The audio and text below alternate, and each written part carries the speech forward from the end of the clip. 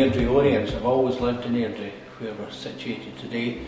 And I used to attend this church when I was at primary school. I attended here for the Sunday school. I remember what it was like before this was done, because I used to pass here regularly. Both when I was at school, I passed every day, twice a day. But even it's situated very close to a major roundabout in Airdrie, so I passed it most days going to work or various places.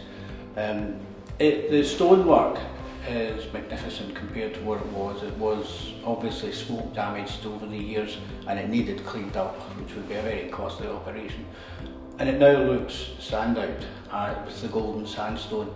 The extension at the back is, I think, quite compatible with the building, and the new buildings look good. I've passed here frequently, and to see the new buildings going up, it's been very, very good, and it's made the corner at the roundabout much more attractive, and the street as well itself. I think that many towns, people have been forced out of the town centres because all the accommodation has disappeared, and I think that many towns and cities, it's really a good idea to give good quality, modern accommodation, which this is, into the town centres for people who then don't need or don't have access to cars. Well, community has always been something that we've been keen on, and refurbishing old buildings. We did the Coatbridge Library, which Princess Anne opened officially, and it's good to see these buildings being brought back rather than, as happened with so many tenements and other older buildings, just getting demolished and replaced with fairly ordinary looking new modern houses which were not sympathetic to the area. So it's good to see places like this kept, renovated and made available to the public for accommodation.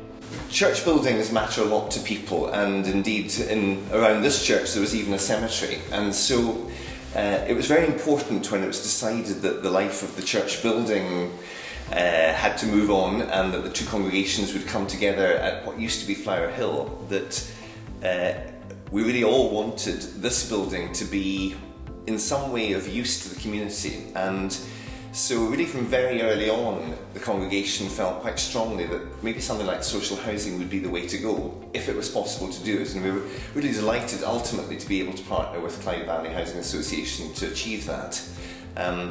It was a win-win in so many ways, because this building, well, it's been the site of worship for over 200 years. It's absolutely at the heart of Airdrie, it's really well located, and so for it not to be derelict and doing nothing just seemed very important to us. And it's been quite a long road. I mean, even just getting the design done, getting the planning permissions, ultimately managing to get Clyde Valley Housing Association to take it on, and they've had a really big project, but so far, I mean, what I've seen has been very exciting, really pleased. I think the homes look really rather lovely. I mean, they're warm, they're comfortable. I think the way in which the development has done stonework really beautifully has both honoured the historic heritage that this building always was, but has made it, living for the 21st century, which is exactly what I think we hoped would happen. I think it really matters. I mean, I think people want to be living in their own spaces, but also with others around them. I think they want to be living, certainly in Airdrie, I think people want to be able to live where they can walk and get to shops and meet up with others. This site is so well located for people to both make their own homes, but also to feel part of the wider community and to take part actually in all that's going on in the town centre. So yeah, it's spot on really.